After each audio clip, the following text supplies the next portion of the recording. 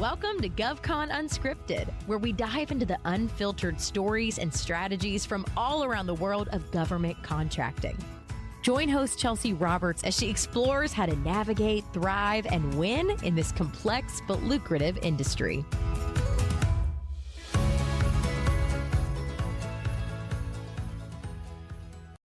All right. Hey, everyone, and welcome back to GovCon Unscripted. I'm your host, Chelsea Roberts, CEO of Collaborative Compositions. And today I'm here with Michelle Burnett, President and founder of Rooted in Resilience Wellness, a shared community wellness and resource model focused on bringing people together to heal, collaborate, and support one another through holistic care, education, and local partnerships. Rooted in Resilience is designed to strengthen communities by creating spaces where wellness, economic stability, and mutual support intersect. Michelle brings more than 15 years of experience working with HUBZone program and the federal small business ecosystem. After years of advocacy and leadership in the space, she now returns to that mission as the newly appointed vice chair of the HUBZone Contractors National Council, where she's helping guide policy, partnerships, and strategic initiatives aimed at revitalizing underserved communities and supporting small businesses nationwide. Michelle, welcome to the show. And who are you and what do you do? All right, that is a compounded question. As she said, I am Michelle Burnett. A lot of people in the GovCon space probably know me from my formal role as the executive director of the HUBZone Contractors National Council. And about a little over a year ago, I stepped away from that role because it was a bit consuming for me. It was a lot as a mom of two little girls and trying to juggle a lot of those things. But I was always deeply committed to the HUBZone mission, so I stepped out and was looking for ways to really embrace and see the HUBZone mission in its real true light. So right now, I've just got recently appointed back as the vice chair of the HUBZone Contractors National Council. So as a board member, I'll be going out, being able to connect with members of the community, hopefully be able to create affinity groups to address some of the key issues that are impacting the GovCon community. Because the reality is that if the federal government is the largest purchaser of goods and services in the world, that means they're the greatest economic driver in order to make real change happen within these communities. And so the reason why I've always fallen in love with the HUBZone program is not because I like government contracting or I like writing business proposals. Like, I promise you, not my jam, but it always really resonated with me because it was all about community. It's never about one person. It was about how all of these different ecosystems come together and through that collective type of model are able to amplify their impact. And that has always fascinated me. And that's what I'm actually trying to do now with my company. It's a new startup. I actually started it with one of my friends because she had all of this holistic type of medical machinery. It was like energy healing with breath work. And it fascinated me. I was like, I didn't know this stuff existed. But it all drew me back to, and everything has brought me back to that HUBZone mission, that multiplier effect. So that's who I am. I wear many hats and I'm constantly like joining different organizations. I'm currently working on joining my local Rotary chapter chair because, you know, it's the largest global peace initiative, 46,000 chapters worldwide. There's so many resources that are available through that. Right now, I'm just focusing on spending my time and energy to find amazing people like you, Chelsea, that are giving an opportunity and a platform for people to share their voice and connecting with all these scientists and these just amazing minds. And hopefully, if I make enough noise in this industry, I will get RFK Jr. I'll be able to meet him because, wow, he's awesome. Like, he's doing so good. Oh man, that is great. I want to step back just a little bit. I'm not sure all of our audience is absolutely familiar with or really aware of what the HUBZone program really is. So what the HUBZone program is in 1997, Senator Kit Bond actually endorsed it, and they referred to it as almost a welfare to work program because what was happening during this time is domestic manufacturing was leaving the United States at an exponential level, and it was crippling economies. So when the HUBZone program was created, it was heavily tied to the loss of manufacturing because it's all built on the concept of the multiplier effect. The thought process of this program, it's the only small business program that's geographic based, meaning it's not based on the owner's identity. And just to explain, HUBZone stands for Historically Underutilized Business Zones. And the intent is to get these companies to consider relocating their businesses into these regions. Same kind of concept as opportunity zones, which I'm sure a lot of you guys have heard about, which is a tax incentive program. The algorithm for these two programs and how these areas are defined is very similar. So there's a direct overlay between hub zones and opportunity zones. But the objective is these companies relocate into areas. And then what are they going to do? When you relocate into an area, you're going to hire people from that area because that's the whole point. And when people have a job, what do? They then spend money in that community, meaning that they're able to go out and have disposable income. And so that creates that multiplier effect. So just because somebody is not in GovCon, meaning like this gas station or that place where you're eating, everybody benefits because of that in cash infusion. And so that was the whole thought process, is how do we keep these and infuse money into these regions? But unfortunately, like a lot of the small business programs, we weren't always procuring the goods and services and developing our acquisition strategies based on the program's original intent. So one of the things I've always said is that we should prioritize HUBZone. Like if work is being performed in a specific region and it's a HUBZone area, prioritize HUBZone companies, keep the money, but prioritize local companies. And I know a lot of people might differentiate from me on that, but like we need distribution of wealth. We need that redundancy. And we should be having, if work is being allocated in order to support a specific region, if it's somewhere in Atlanta, Georgia or something, if there is a local company capable of doing it and is well positioned to do it, I personally think they should prioritize that. And that is my personal opinion. I know a lot of people might not agree, but the HUBZone program was created to build out these type of community type of collectives. And if we were to go back to really focusing on like CDCs and teaming partnerships, OTAs, these different types of models that really create parameters and defined work share and uplift people. Because unfortunately, our acquisition strategy for a long time has been, hey, let's just meet the goal. I was running some of the HUBZone spending numbers today because throughout the entire time, I've run numbers a lot in my day. And I realized this morning when I was running numbers, I called my friend at Fed Consult because I was like, man, it's been a while since I did this. I was like, I haven't had to do this in a while. The systems have changed and everything. But it wasn't any different where consistently we look and we give the depiction that our HUBZone spending is going up. But the reality is that it's less set asides, less unique businesses. Like it's more working the system to meet a goal versus aligning with the program's intent. And that bothers me because the reason why I love the HUBZone program is because I've lived it. Chelsea, as you said early in our conversation, you grew up in GovCon, same way with me. Yeah. Like I'm legacy, like I saw my parents do it. And that is what inspired me to become an advocate, to be able to be more involved. And that's what we need to be doing with our generation and our youth, is making sure that they realize that if we come together collectively and work as a team, like real change is possible. But it has to be us working towards a common shared mission. And that is one of the things that always just resonated me with HUBZone, is because I've seen really creative approaches. I've seen companies that when they are successful, the impact that they have on their community. One of my favorite stories is Tracy from Tevitt. Even when he moved his manufacturing plant, he's like, how do I bring my people with me? How do I make sure that they know that they're family? And my parents, they did the same thing. I live in Garrett County. I'm actually trying to do a lot of controlled feasibility studies within my community because I want to be able to prove that if we do things and we work as a team, everyone can benefit and we can amplify and we can provide a better, a superior product by showcasing everybody's unique individual skills. And that's something I'm very passionate about, and I'm going to do it, whether that's what I tell you guys. If it's in my head, I'm going to do this. So you either can come with me and help. I certainly love the help, but there's so many people out there doing amazing things. And I believe that the HUBZone program, if we truly embrace the true mission of it, and then we started adopting it on the state level, and we were looking at, hey, how do we prioritize and keep the money into these economically distressed communities? How do we help these businesses in these regions truly uplift and build sustainable infrastructures? And that's through mentorship, that's through teaming, that's through working together.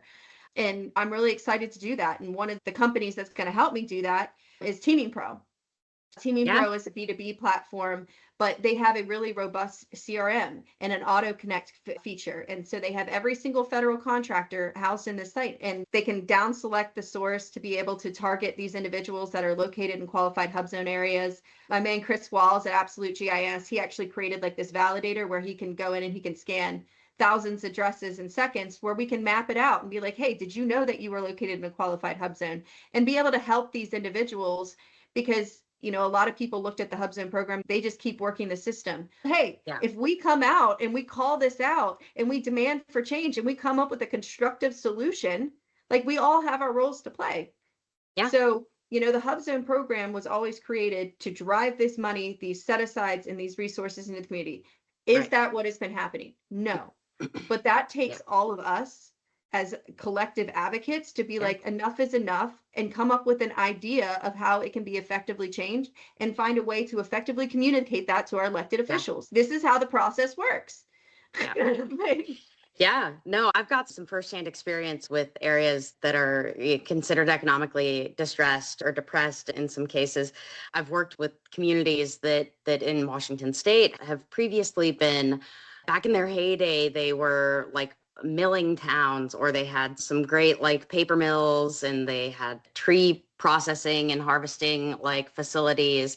And they just ultimately, as soon as that industry dried up, it just left the area without much industry. And it's hard for communities that have gone through the withdrawal of an industry, whether it be manufacturing or milling or anything, just having that sort of impact on the economy, the community, the people there. It's really hard. It puts them into a position of desperation and fear. And ultimately, if there's nothing that comes in and replaces that industry, people, like, they leave, and it becomes a situation. Drugs. Yes, it becomes a public health crisis, because these individuals have lost their identity, they've lost their purpose, and we can find ways to bridge that gap. We can not only address rebuilding our industrial base, we can target a lot of these severe health issues.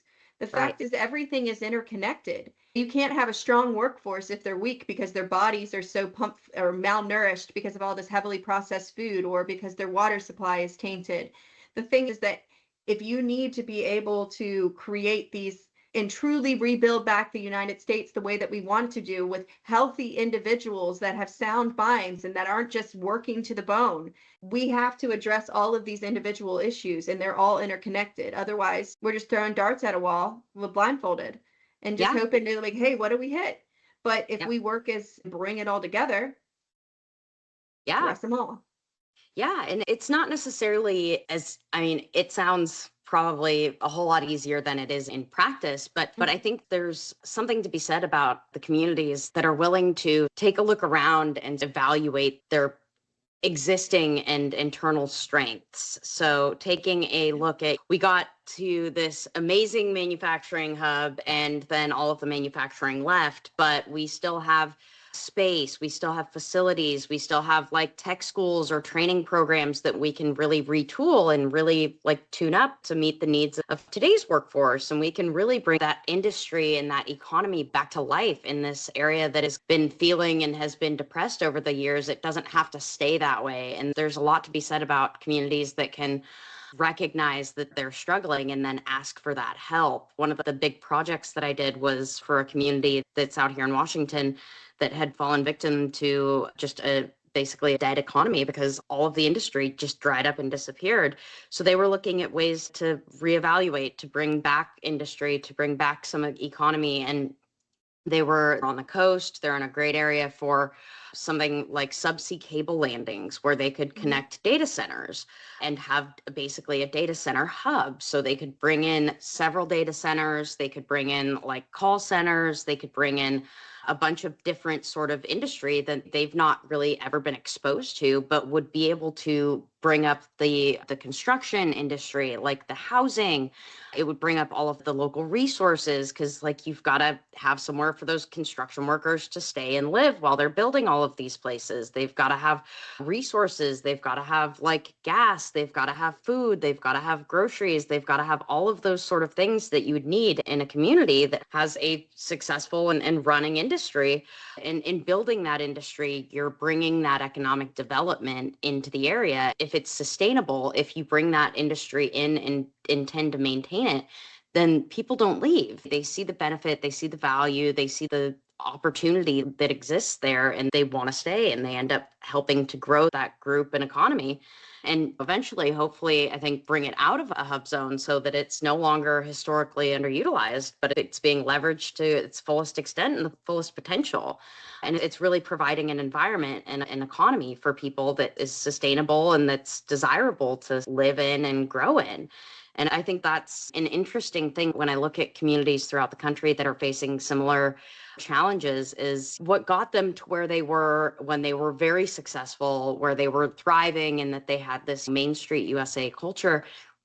Probably not the same things that are going to get them there today, but they can take that same approach of, okay, what resources do we have available? Where can we leverage this community effect and benefit to be able to drive back some life and growth in the community? Have you seen that? Yes, that's actually one of the things that I'm trying to launch right now, is to the revitalization of the CDC model, which is community development corporations, of bringing these like-minded individuals together, but in specific regions. Because one of the things that I've always noticed back when I was working with the HUBZone Council, I consulted a lot with economic development offices. And the thing is that every community and every infrastructure is different. Like, you really need to be able to assess what is unique to you and then develop strategies, because the issues and obstacles in rural America versus urban America, but also even the cultural uniqueness of individual communities, that history, that upbringing.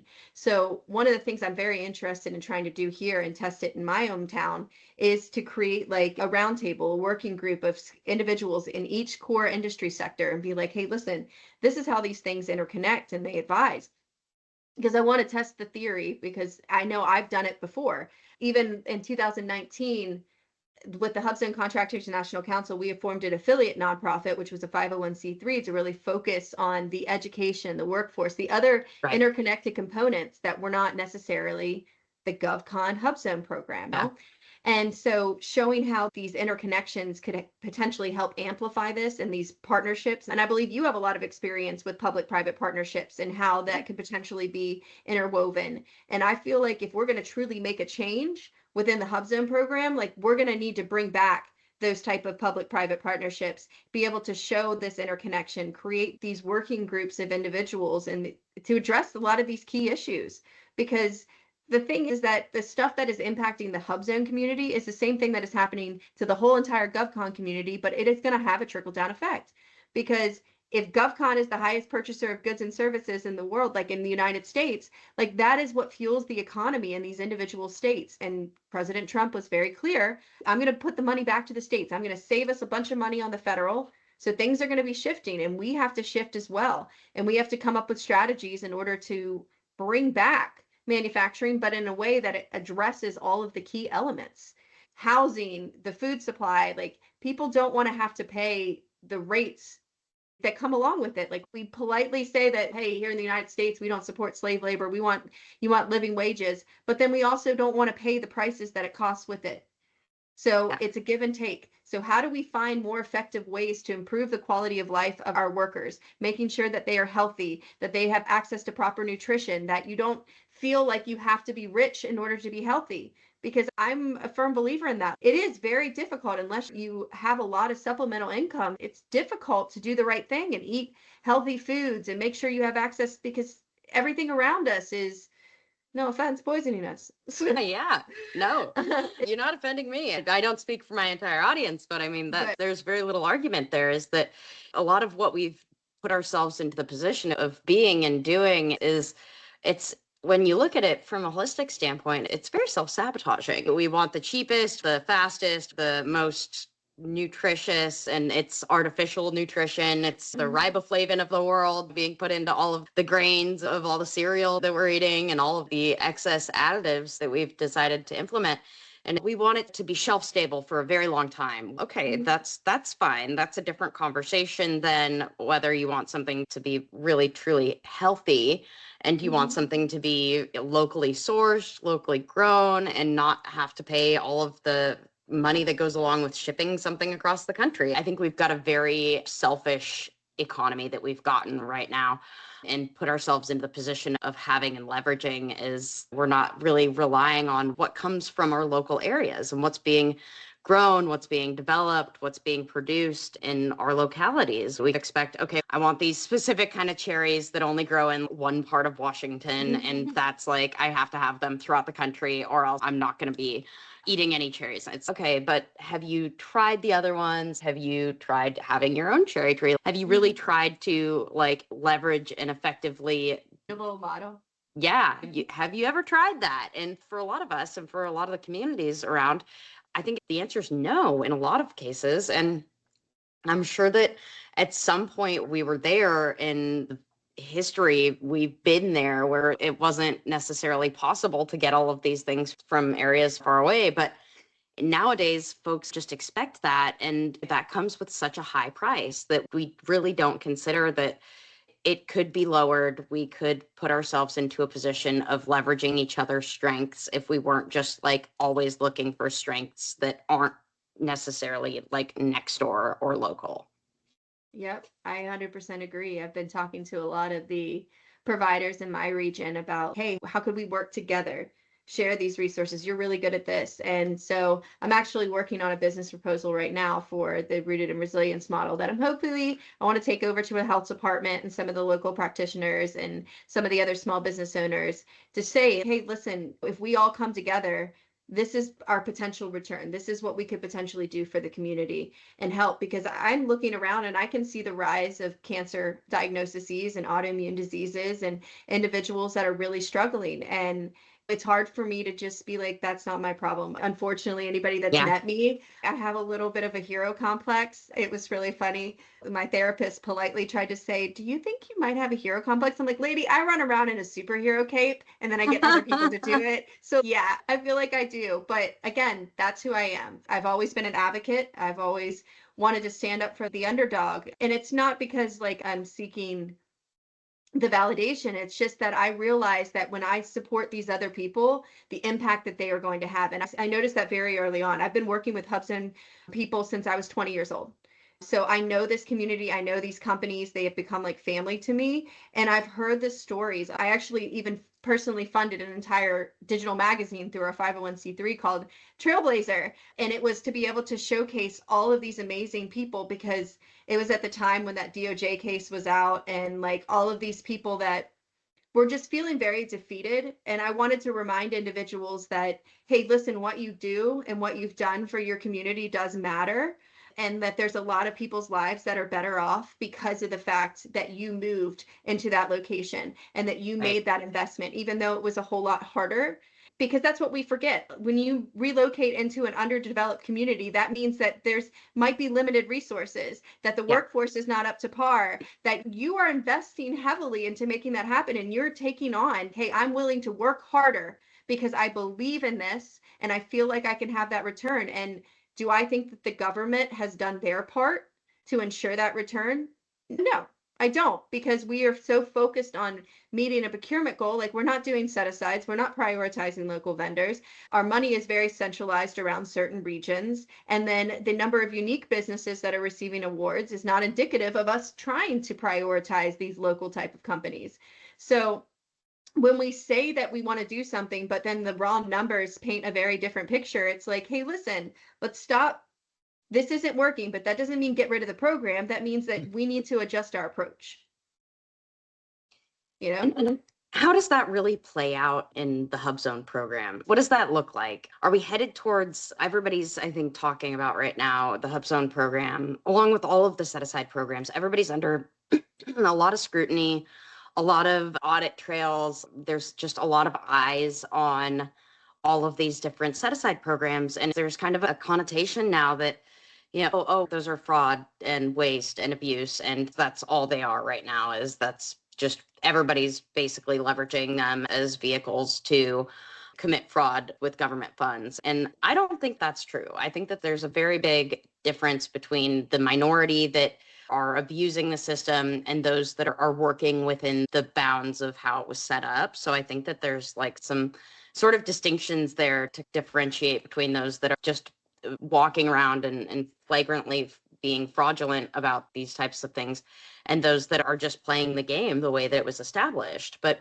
I think there's a lot of conversation about, are these programs going to remain? Will they still exist in a year, 2 years? And I'm curious what your thoughts are on that.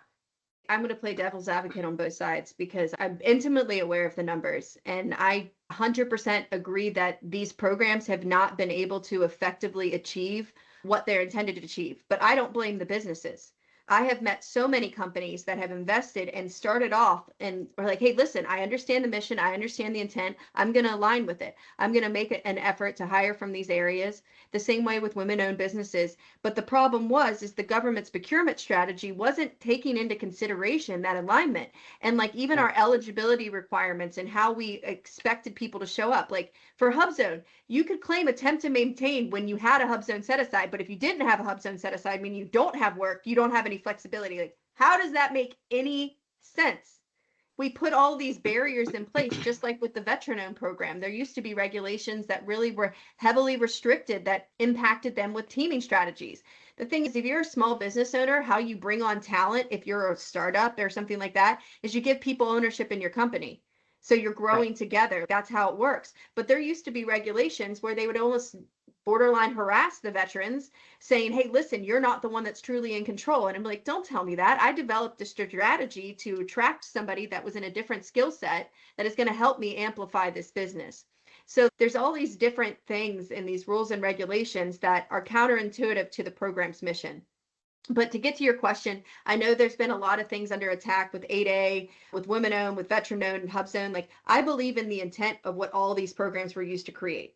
Okay. Do I think that 8A and the women-owned program, like there's going to be one or two options. They're either going to heavily reform it, but that's going to take the public coming in and saying, hey, listen, this is how this could be more effective and proving that these programs have value. Because right now, if you run the numbers and you go to Congress and you go to Elon Musk's team and just say, hey, listen, these programs they're supporting, the numbers are not indicative of that. So we as the people have to change, but people like, I know that everybody focuses on the fact that, hey, these programs are riddled with fraud, waste, and abuse, but they're only riddled with fraud, waste, and abuse because these businesses were adjusting based on the procurement strategies. So with the 8A program, when the government's looking at it as the easy button and they're just finding a company that is an 8A, all the while knowing that it could potentially be a pass-through, why would other businesses not follow in suit? Why are they not going to mirror those same type of patterns?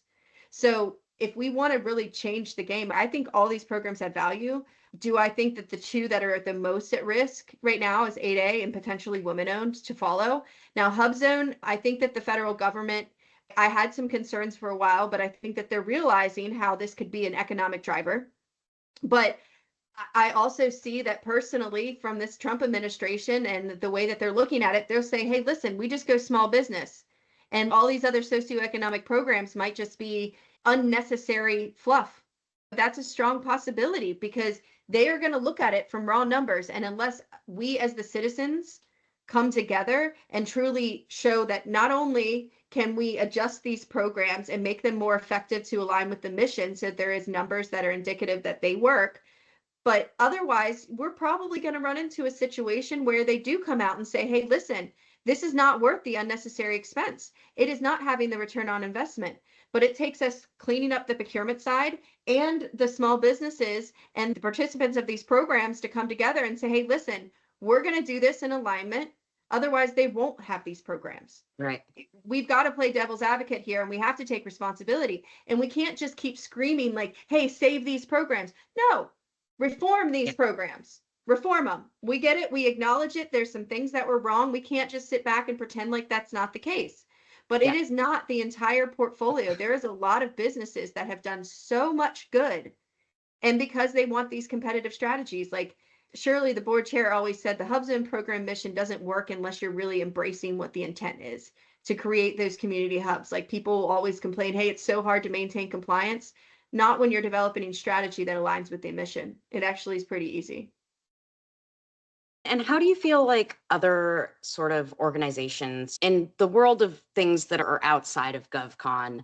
I guess I'm not sure if the HUBZone program is recognized outside of federal contracting, and I'm sure that you can answer that for me. But are there any programs or are there any sort of designations that allow commercial companies to be recognized for establishing in areas that are underutilized? I absolutely wish there was. And that's one of the things that I've been fighting for years personally. And there's a number of HUBZone Council members, specifically CLASIC and Matos builders, that had come together where we were trying to get HUBZone on the state level. We were successful in securing Maryland supplier diversity, like for the energy and infrastructure and stuff, their public utility sector to adopt HUBZone on the state level. And there's a couple other states that have introduced bills, and Texas used to have what was called like a hub program, but it doesn't align with the program's intent. It was more perceived as a minority program, and it was actually just canceled. So right now there is no state program. One of the things that I actually did is I wrote up proposed legislation for the state of Maryland that was, hey, this is how you guys could consider adopting the HUBZone program. But I will tell you that my proposed legislation wasn't to adopt the program as it currently stands on the federal level, because I wanted there to be stringent requirements that if work is being performed in this area, that you're prioritizing local HUBZone companies, and that you are encouraging that if you were to get this contract award, you're going to hire this many people locally, so that instead of us having this blanketed like program and putting these restrictions on these companies to maintain compliance, we're getting them to commit that if they get a contract award that is going to be providing service within the state, within the region, that they're agreeing and committing that they're going to hire this amount of individuals from the state, because that's what really creates and stimulates the economy. I don't know if anybody's ever thought about it. There's 4 eligibility requirements for the HUBZone program.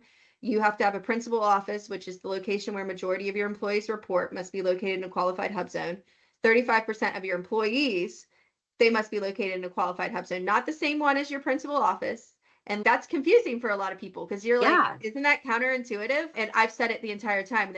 But the goal is, hey, you can hire them from any HUBZone. And I understand that, but we should still be finding ways to incentivize individuals to be hiring locally. And that's my personal opinion. I've always felt it. I'm very vocal about it. And I know a lot of people are like, no, that makes it too hard. And I'm like, I get it. But like, we should be developing acquisition strategies. Actually, one of my good friends of mine, he's now working for somebody else, but Kyle Beagle, when he was working with HUB, he was tasked with an initiative to be able to show how do we support these small businesses, how do we prioritize, and he wrote draft legislation, and we kind of mirrored it on like the Stafford Act, meaning like if there's a local small business that's capable of doing it, we should be able to streamline that direct sole source award, make it easier to be able to start incorporating economic impact into the way that we develop our acquisition strategies. With AI and everything like that, we shouldn't be just looking at the best price or the technical. We should have an entire category that says, what is the economic impact to this region, that shows how if these people team together, how it would make them a better strategy. Because if you put 5 small businesses together that are all like rock stars in their region, and like they can have clear swim lanes and they agree to all work collectively together, imagine how much further along we could be. It's amazing to think of just the power of the collective benefit that can come from leveraging all of the small businesses and even like some cases like mid-sized businesses that are in an area. And I fear that that's something that's going to be overlooked once we start looking at states. And as soon as the federal government had made some changes earlier in 2025, large businesses, I think, collectively started looking at, okay, how can we start pursuing state work more heavily? And how can we go after some of the bigger things that are in states more aggressively? And I feel like when that becomes the play, we see large businesses do the same thing that they do in federal, which is just take over the show and try to run things from wherever their locale is.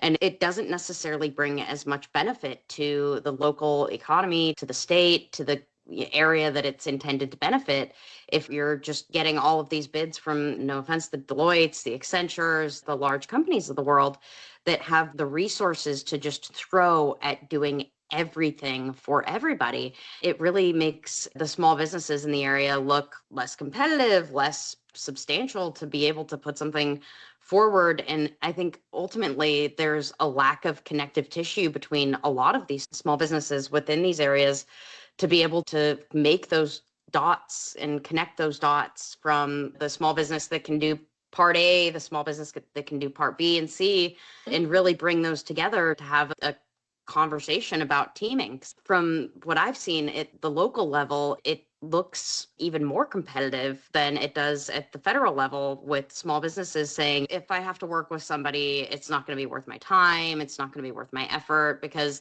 they're going to just get all the benefit and I won't get enough to be able to sustain the company. And I'm curious, how have you found that, first of all, how do you connect those dots? How do you bring small businesses together in a community to collectively leverage their strengths? I will say that I feel like I have a little bit of a God-given gift. I definitely find the diamonds in the rough, and I'm drawn to individuals. It's almost like I can recognize what their purpose is, and being able to bring teams together. I've always been really good at it, but it's a lot of times, and I think what I needed a lot of personal growth with is that I was still staying so much engaged. I could see the interconnection. Like, I'm one of those people that can see the web. I'll be like, oh, there's a problem. And that ADHD kicks in, be like, I got to solve the problem. And I can see how all these people can come together to solve this problem. God blessing me with that ADHD that somehow makes it difficult for me to do the simplest tasks. Yes. Building teams to unite the nation. Yeah. I'm like, sign me up. Yeah, but I have seen it. I remember one of the times, and this is experience, I grew up in the GovCon community as well, and I've been like an FSO. My parents were government contractors, so they're like, you're going to learn every aspect of it. And the one area that they realized very quickly that I do not belong and that I should have no involvement with is accounting. So like anything to do with the finances and numbers, yes. Like it's just, no, we all have our strengths, keep her away. Okay. Yes. She doesn't get to touch it. And you know what? I'm not going to fight it. They're 100% right. I don't want to do that. But yeah, and that ADHD kicked in again. But there was this project for SBA. It was a White House project on disability inclusion. And it was to develop a strategic plan in order to encourage individuals with disabilities to pursue entrepreneurship and to understand the different programs they're doing. And I was like, hey, I want to do this. And the company I was working for is, we don't have any experience to do this. And I'm like, but I want to do this. This sounds fun. Like, I want to do this. So I'm like, let me build the team. And I was like, and let's just put it in. Can we put it in if we get it? I just want to work it. I feel like this sounds like a fun thing. Yeah. I want to learn. And I did. We did get a team. The person that I found was a rock star. He had a small business, and under 2 administrations, he was the head of the Office of Disability, like just absolute rock star.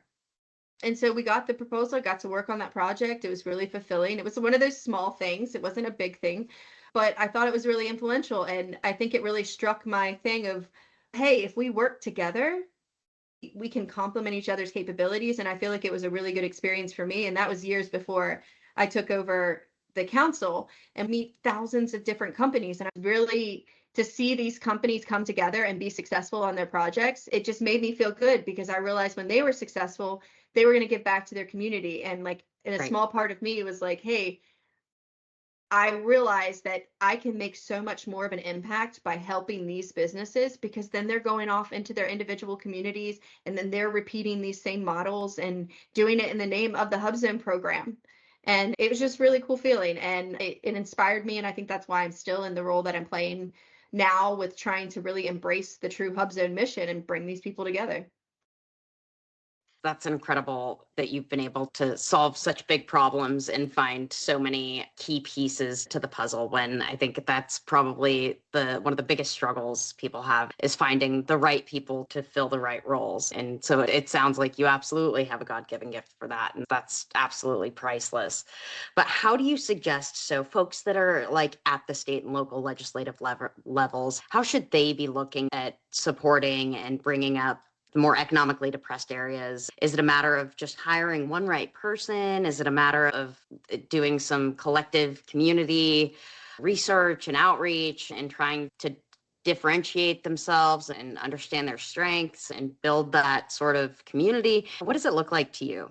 Personally, I think it's really embracing and engaging on the community level. I'm personally joining Rotary, my local Rotary chapter, which is a business organization network, and there's chapters all over, but also working with economic development, working with the local resources, figuring out what is available for you, and then showing where you can bridge the gap, being a part of the overall solution. Because the thing is that no person is able to solve this problem. It's going to have to be us all coming together. So if you're relocating into a community and you're thinking about, hey, how can I amplify my impact? How can I pursue opportunities more on the state and local level? You need to make sure that you're very ingrained, that you are part of this. going to your town hall meetings, making sure you understand your emergency management plans, understanding like the school system, the infrastructure, because that's your workforce, is those parents. So you need to be able to really assess that full ecosystem and understand and be a part of that connection. And I tell that to everybody. People used to call and be like, hey, if I join the council, you're going to be able to help me do all this. And I'm like, I can help you, guide you, but you really need to build that infrastructure and leverage all the resources that are capable, that are there, and then also give back. Make sure that it's not just a one-sided thing, that you're going in there and you're looking for resources, but you're not willing to also share your expertise to amplify that impact.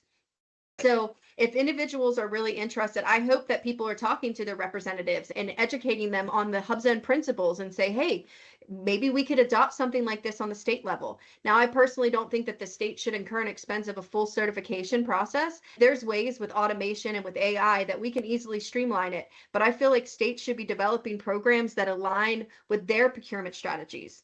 And I do hope that some states that we get a little bit more consistent on our procurement practices, because if anybody's ever tried to pull state level data, everybody does their own thing. Ooh, Everybody's it is so over here different. and it's very difficult. And for a society that is used to the interconnection and everything being very seamless, especially on the GovCon level, like the federal level, it's a lot. I feel like if we target, like I'm a resident of the state of Maryland, so I'm very passionate about trying to get these principles adopted on the state of Maryland. And I don't know if anybody's going to listen to me, but I will filibuster my way into it where I talk a lot. And so usually I think my superpowers just annoy them into submission. It's worked. And I'm like, I'll shut up. I'll stop talking if you just listen to me. Lend me your ears and I will take it to the fullest extent possible. And then once something changes, then I will take my seat, cede the floor. Yeah.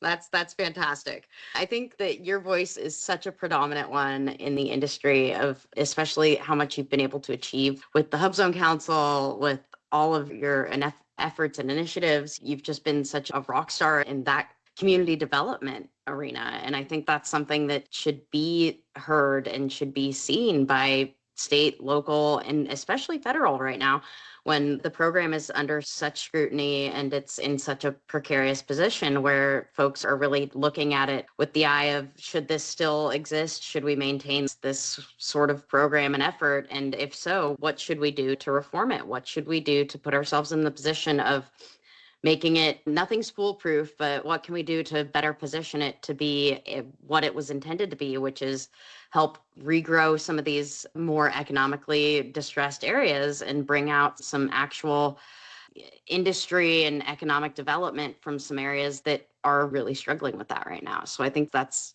an admirable mission, and bringing that forward and bringing the HUBZone mission forward is just as important today as it was in the 90s when it was really being lent on. So that's 100% a positive thing to bring forward. This has been a fantastic conversation. I really appreciate you joining me today. If folks want to know more about the HUBZone program or more about your new company, how can they get a hold of you? Yeah, that's one of the things. I don't like getting super overwhelmed. So I use LinkedIn a lot. So I hope individuals follow me up on LinkedIn. We can connect there, and then I will be happily share my email addresses and things like that with individuals. But hit me up on LinkedIn, follow it. I really encourage individuals to get more involved with the council, because now being the vice chair, that's about where I will engage a lot with the new members of the organization. I do not do events a lot anymore. Unfortunately, I don't like big crowds anymore, but I will be at the HUBZone Contractors, their national conference that will be in July. So I'm really hoping that I'm going to be able to use the council as a conduit to build out these ecosystems of these working groups of individuals about key issues that are impacting us. So I encourage individuals, join the council. Hopefully we're going to be able to connect there, or hit me up on LinkedIn and we can figure out how we can chat. That's fantastic. Again, this has been a great conversation. I hope that I can have you on the show again, maybe halfway through the year, when we find out a little bit more about how the program's going to change, shift, if it still remains. And so thank you so much. For folks that are listening, if you want to get more information or join the HUBZone Council, what's the council's website? www.hubzonecouncil.org. And fingers crossed that we're going to be getting a new website here soon. We definitely need some new and improved, and we're going to be talking to our members and getting feedback about how we can better serve. But for right now, that is what the website is, and we're working on getting that updated and getting a whole new flashy little sale out to people, okay? Awesome. Thank you so much, everyone. Don't forget to share, subscribe, and come back next week for the next episode of GovCon Unscripted. We appreciate you being on the show, and I hope you have a great rest of your week. All righty. Thank you.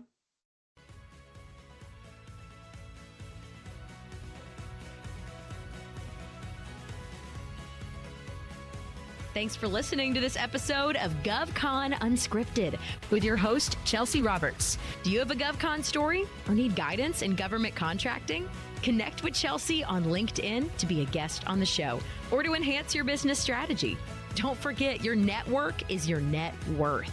If you liked what you heard, don't forget to subscribe, leave a review, and share this episode with your growing GovCon community.